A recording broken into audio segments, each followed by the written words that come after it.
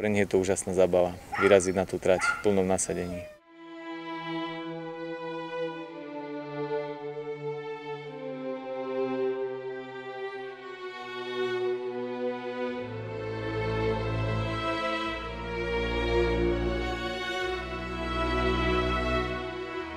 Je to super atmosféra stále na pretekoch, stretnú sa tu dobrí ľudia a je to také pekné spojenie aj prírody, aj psov so všetkým.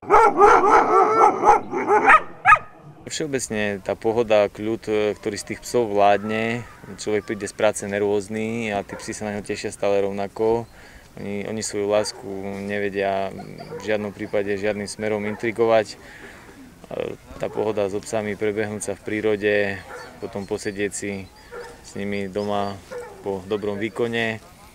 Všeobecne je to život s psami. Nie je to len o tom behaní po trati, to behanie po trati to je len taká čerešnička na torte, kde sa tá celoročná snaha zúročí. To je dennodenný život s psami.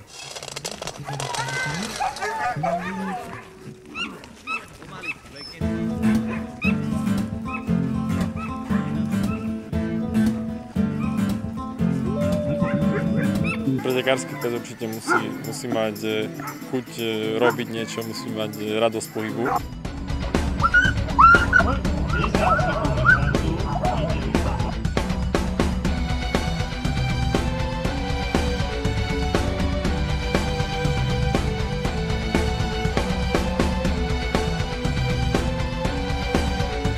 Celý ten pretek, celý ten štart, buď už na tréningu alebo niekde na pretekoch, to berú ako lov svorky. Oni proste, že my všetci, lebo mašera psi tvoria jednu veľkú rodinnú svorku, ideme na ten lov a pre nich je to úžasná zábava. Miroslav Kuzela, Česká republika a 7.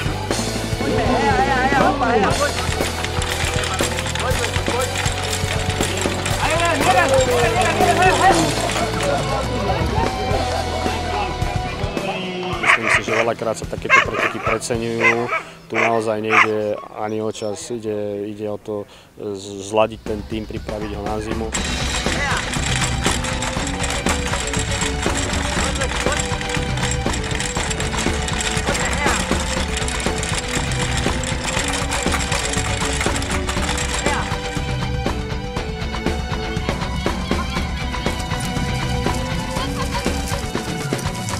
Celý tréning týchto psov je psychologická vojna o tom naučiť ich behať až do, dá sa povedať, až na pokraj ich síl, s tým, že by, samozrejme oni to musia chcieť sami, pretože na silu to v žiadnom prípade nejde.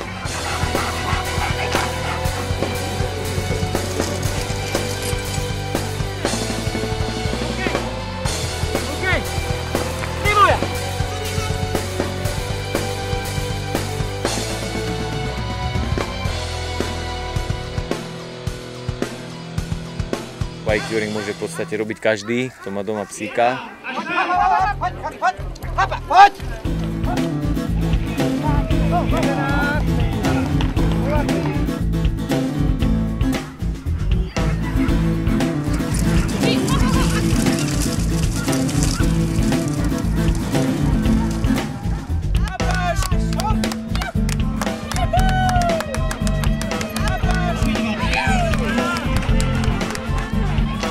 Trať bola výborná, rovinatá, rýchla a ideálna.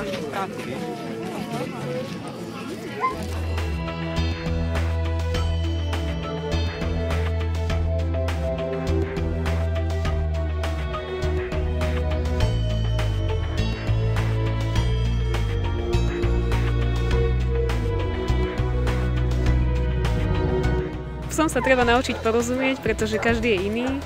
A ak si k nim dokážeme nájsť cestu, tak si nájdu cestu aj ku nám a budú podávať úžasné výkony.